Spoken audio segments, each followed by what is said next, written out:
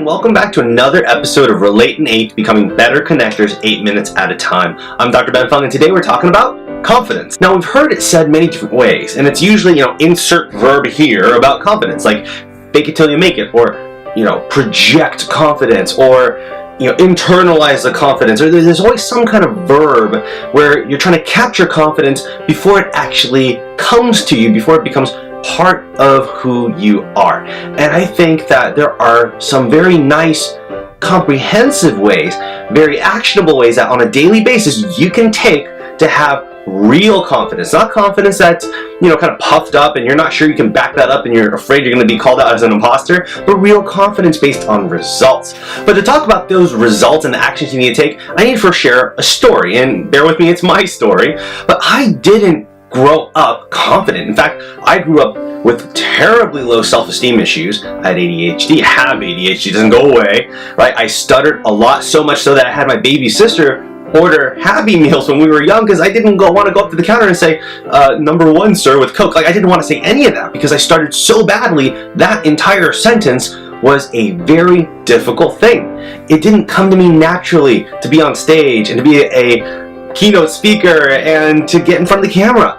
But I built up confidence because I found systematic ways to cultivate facts that I can hinge my mind upon, that I have the right, I have the basis to be confident. But it's not really just about being confident. There's a fine line between confidence and arrogance, right? Arrogance means that you're so confident, you have an unrealistic, inaccurate perception of yourself, whereas confidence, I feel, means that you carry yourself with surety because you have an accurate view of who you are. And this goes all the way back to this principle that many times in life we're more obsessed with what we think other people think of us than caring enough about how we think of ourselves. And when we start to focus internally, not in a selfish way, but in a realistic, objective way of examining ourselves honestly, that's when confidence begins. I'd like to suggest to you that confidence itself comes from consistency. And what consistency? Consistent success. And we talked about this in prior Relate in 8 episodes. Success is when you achieve, attain, or reach a defined goal. And that's why a lot of us struggle with success, because we have this kind of emotional idea of what success is, but we never define it. We never write it down. We never, conceptualize it into a true framework where we can tick off certain boxes and realize that we've met certain milestones and we truly are successful. And the same thing goes with confidence.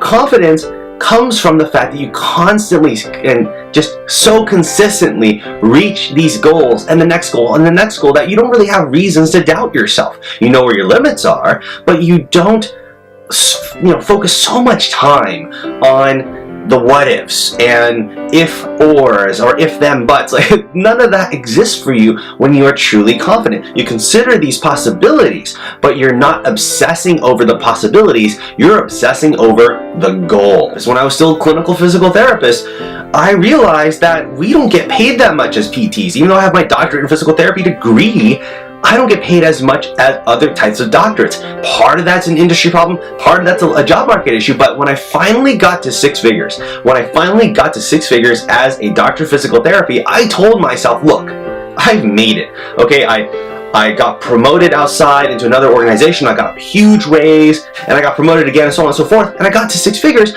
I was never gonna go back. I promised myself, no matter what, if I was to take another clinically facing job in physical therapy as a physical therapist, I would no longer accept any offers less than 6 figures of equivalency. I was confident in that because I met certain markers throughout my career that told me, look, I'm worth it. So many companies have told me I'm worth it by paying me. I told myself, look, I've proven this. And I would show hiring managers, hey, look, I was paid so and so much.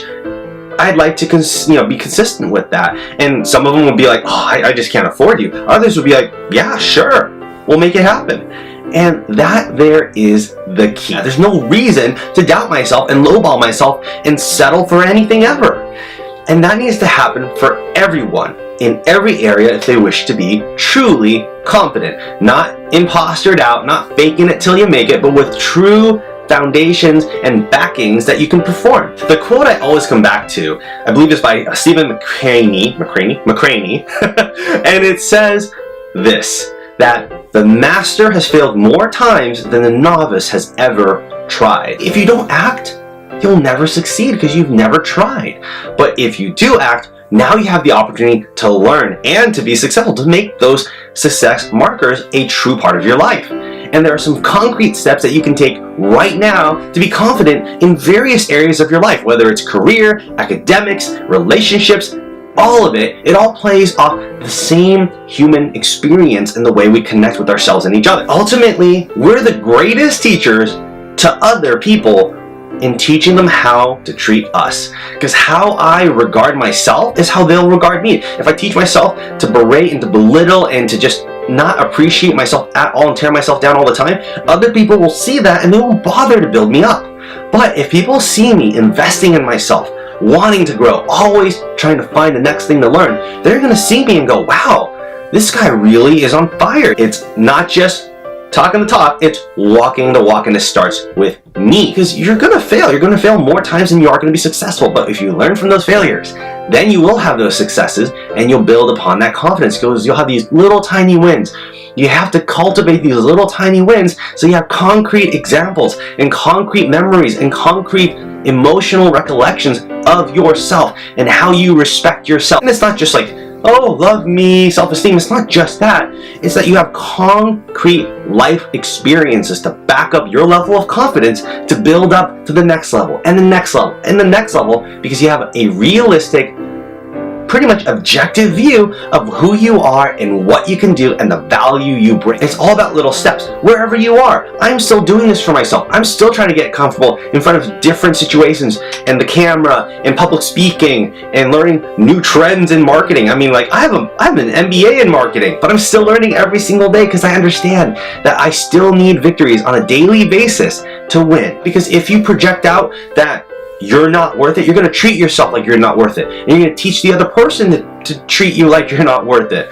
Versus when you realize, hey, they're already into you. You're already spending time with them. Of course it's a win. Of course you're worth it. Now build yourself up so you two can grow together in that relationship. Confidence is very important.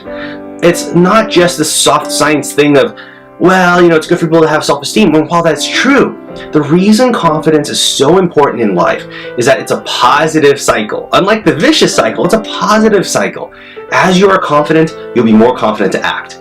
If you're more confident to act, you'll be more likely to meet success points in life. It's thriving, it's flourishing together, right? Your social circles, the community around you, that with a growth and abundance mindset that we realize and accept and are just so passionately excited that there's opportunity to be realized everywhere. And it starts with confidence, because with confidence, you will take action, which means success is just around the corner. This has been another episode of Relate and 8, becoming better connectors 8 minutes at a time. Thanks for joining me. This is Dr. Ben Fung signing off. Take care.